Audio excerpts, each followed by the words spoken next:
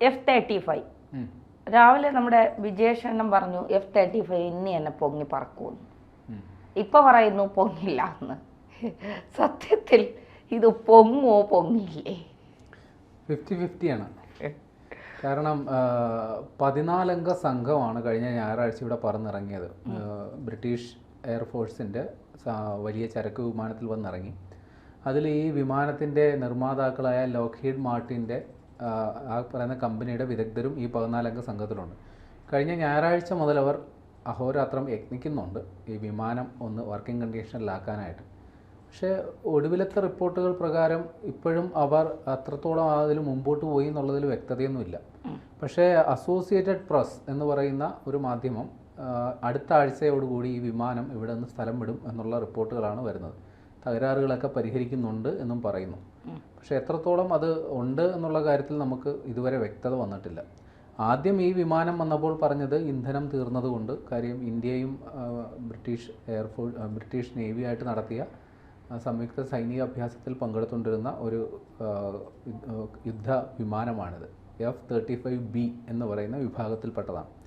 അപ്പോൾ ഇതിന് പ്രതികൂല കാലാവസ്ഥ കൊണ്ട് HMS പ്രിൻസ് ഓഫ് വെയിൽസ് എന്ന് പറയുന്ന വിമാനവാഹിനി കപ്പലിലേക്ക് തിരിച്ചിറക്കാൻ പറ്റിയില്ല. പലവട്ടം അതിന് വട്ടം ചുറ്റി പറന്നപ്പോൾ ഇന്ധനം തീർന്നുപോയി. അങ്ങനെ തൊട്ടടുത്ത എയർ ട്രാഫിക് കൺട്രോളായ തിരുവനന്തപുരം വിമാനത്താവളത്തിൽ ബന്ധപ്പെടുകയും ഇവിടെ വന്ന് ഇറങ്ങി എന്നുള്ളതാണ് ആദ്യം വന്ന വിശദീകരണം. അപ്പോൾ ഇവിടെ നിന്ന് ഇന്ധനം നിറച്ചതിന് ശേഷം ഇത് പിന്നീട് പറന്നു ഉയരാനായിട്ടുള്ള നടപടിയൊന്നും ആയില്ല. അപ്പോൾ പറയുന്നു ഹൈഡ്രോളിക് സംവിധാനത്തിലെ തകരാറാണ്. ഹൈഡ്രോളിക് സംവിധാനം എന്ന് പറഞ്ഞാൽ ഇതിൻ്റെ ലാൻഡിങ്ങുമായി ബന്ധപ്പെട്ട സംഗതികളൊക്കെയാണ്. പക്ഷേ പിന്നീട് വരുന്ന വിവരം ഇതിൻ്റെ സ്റ്റാർട്ടിങ്ങുമായിട്ട് ബന്ധപ്പെട്ടുള്ള പ്രശ്നങ്ങൾ, അതായത് ആക്സിലറി പവർ യൂണിറ്റ് എന്ന് പറയും, അതിൽ വന്ന ഗുരുതരമായ പിഴവ്. അപ്പോൾ ഇത്തരം പ്രശ്നങ്ങൾ ഉള്ളതുകൊണ്ടാണ് ഈ വിമാനം ഇവിടെ കുറച്ച് നാളായിട്ട് ഇവിടെ കിടക്കുന്നത്. അതായത് കഴിഞ്ഞ 14-ാം തീയതി, കഴിഞ്ഞ ജൂൺ 14-ാം തീയതിയാണ് ഈ വിമാനം ഇവിടെ എത്തുന്നത്. ഇന്ന് ഏതാണ്ട് 10-ാം തീയതി ആയില്ലേ. 4 ദിവസം കൂടി കഴിഞ്ഞ് ഏതാണ്ട് 1 മാസത്തോളമായിട്ട് ആശാൻ ഇവിടെ തന്നെ ഉണ്ട്. അപ്പോൾ ഇത്രയും ഗുരുതരമായ പ്രതിസന്ധി ആ വിമാനം നേരിടുന്നു എന്നുള്ളതാണ് വാസ്തവം. ആ തകരാർ പരിഹരിക്കാൻ പറ്റിയില്ലെങ്കിൽ ഈ വിമാനം പറന്നുയരുക അസാധ്യമാണ്. അവർക്ക് ഈ ചരക്ക് വിമാനത്തിൽ മടക്കി കൂട്ടി കൊണ്ടുപോകാനേ പറ്റുള്ളൂ. ഈ ഇന്ത്യൻ നേവി ഇതിനെ ഹൈജാക്ക് ചെയ്തതാണ്, വീഴ്ത്തിയതാണ് എന്നൊക്കെയുള്ള ചില വിവരങ്ങൾ പാപ്പരാസികളൊക്കെ പറയുന്നുണ്ട്. അത്തരത്തിൽ എന്തെങ്കിലും നമ്മുടെ റഡാറിൽ പതിഞ്ഞത് കൊണ്ട് നമ്മളിതിനെ ഇടിച്ചു വീഴ്ത്തി ഇട്ടതാണ് സായിപ്പിന് പണിയെടുക്കാൻ വേണ്ടി എന്നൊക്കെ പറഞ്ഞാൽ അതൊക്കെ ശരിയാണോ? അല്ല, ഈ വാട്സപ്പ് യൂണിവേഴ്സിറ്റിയിൽ ഇത്തരം കുറേ ഊഹാപോഹങ്ങൾ പ്രചരിക്കുന്നുണ്ട്. അങ്ങനെ ഏതെങ്കിലും ഒരു വിമാനം റഡാറിൽ പതിഞ്ഞു, ആ റഡാറിൽ പതിഞ്ഞ വിമാനത്തെ ഹൈജാക്ക് ചെയ്ത് നമ്മുടെ വിമാനത്താവളത്തിൽ ഇറക്കാൻ പറ്റും, അങ്ങനൊരു സാങ്കേതിക വിദ്യ ഉണ്ടെങ്കിൽ ഓപ്പറേഷൻ സിന്ദൂറിൻ്റെ സമയത്ത് എന്ത് ഉപകാരപ്പെട്ടേനെ? നമ്മുടെ എത്ര മിസൈലുകൾ ലാഭിക്കാറ്, എത്ര ബ്രഹ്മോസ് ഇവിടെ സുഖമായിട്ടിരുന്നേനെ. ചുമ്മാ മണ്ടത്തരമൊക്കെയാണ് പറയുന്നത്. അത് എങ്ങനെ ഒരു കാരണവശാലും സാധിക്കില്ല. നമുക്ക് ഒരു റഡാറിൽ അത് പതിഞ്ഞു കഴിഞ്ഞാൽ നമുക്ക് അവർക്ക് വാണിംഗ് കൊടുക്കാം, നിങ്ങൾ ഞങ്ങളുടെ വ്യോമാതിർത്തി ലംഘിക്കുന്നു, നിങ്ങൾ മടങ്ങിപ്പോയില്ലെങ്കിൽ ഞങ്ങൾ നിങ്ങളെ ആക്രമിക്കും എന്ന വാണിംഗ് കൊടുക്കാം. എന്നതിനപ്പുറം നമുക്കതിനെ അതിൻ്റെ റഡാർ ജാം ചെയ്ത് നമ്മുടെ എയർപോർട്ടിൽ കൊണ്ടുവന്ന് ഇറക്കാൻ സാധിക്കും, പിന്നീട് അതിന് പറന്നുയരാൻ പറ്റാത്ത രീതിയിൽ ആക്കി കളയാമെന്നൊക്കെ പറയുന്നത് ഏതോ ശൂന്യതയിൽ നിന്ന് പടച്ചുവിടുന്ന എന്തൊക്കെയോ സംഗതികളാണ്.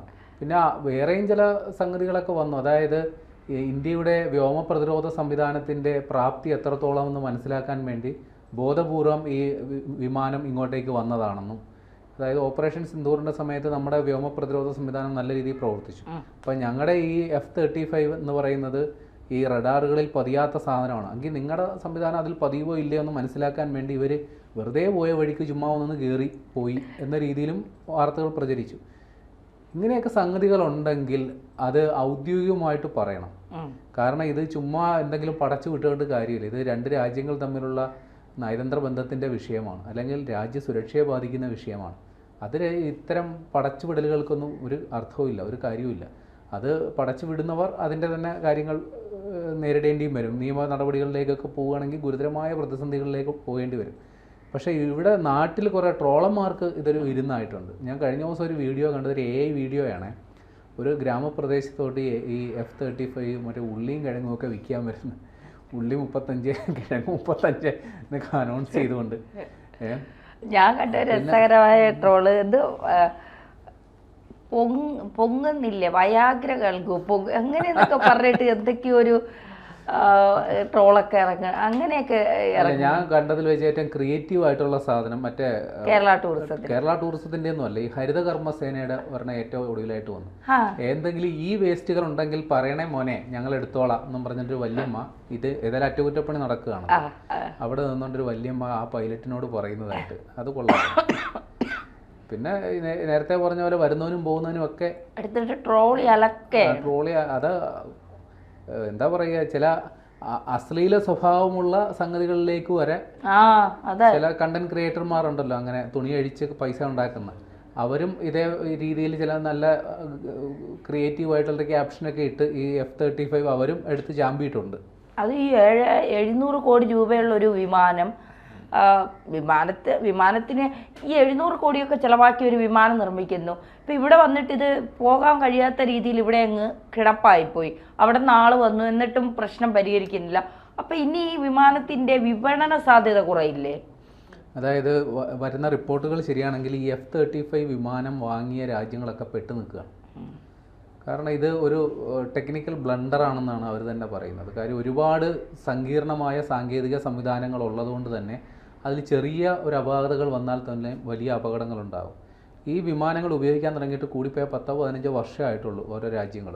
പക്ഷേ ഇതിനോടകം തന്നെ 10-15 അപകടങ്ങൾ, ഭാഗ്യവശാൽ ആൾനാശം ഉണ്ടായിട്ടില്ല എന്നുള്ളത് മാത്രമാണ്. പക്ഷേ ഒരു 700 കോടി രൂപ വിലയുള്ള വിമാനം നഷ്ടപ്പെട്ടു പോകുക എന്ന് പറഞ്ഞാൽ ആ രാജ്യത്തിൻ്റെ സമ്പദ് വ്യവസ്ഥയെ തന്നെ കാര്യമായി ബാധിക്കും. ഈ പ്രതിരോധ ബജറ്റ് എന്നൊക്കെ പറഞ്ഞ ചില്ലറ കളിയൊന്നുമല്ല. അപ്പോൾ ഇത്തരത്തിൽ ഈ വിമാനങ്ങൾ, അതായത് അതിൻ്റെ സാങ്കേതിക, അതായത് എത്രത്തോളം അതിൻ്റെ സാങ്കേതിക സംഗതികൾ അതിന് ഇത്ര വലിയ പ്രത്യേകത ഉണ്ടാക്കുന്നോ അത് തന്നെയാണ് അതിൻ്റെ ബലഹീനതയായിട്ടും വരുന്നത്.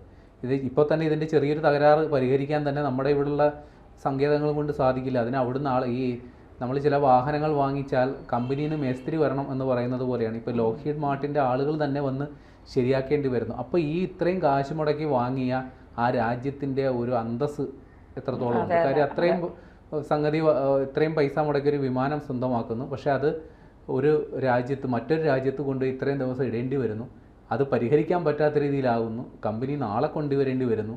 അപ്പോൾ അവരുടെ തന്നെ ഒരു ക്രെഡിബിലിറ്റിയെ ചോദ്യം ചെയ്യുന്ന തരത്തിലാണ്. അപ്പോൾ മറ്റുള്ള രാജ്യങ്ങളും ഇനി സംശയിക്കട്ടെ, ഈ വിമാനം വാങ്ങി ഞങ്ങളും പെട്ടുപോയില്ലേ.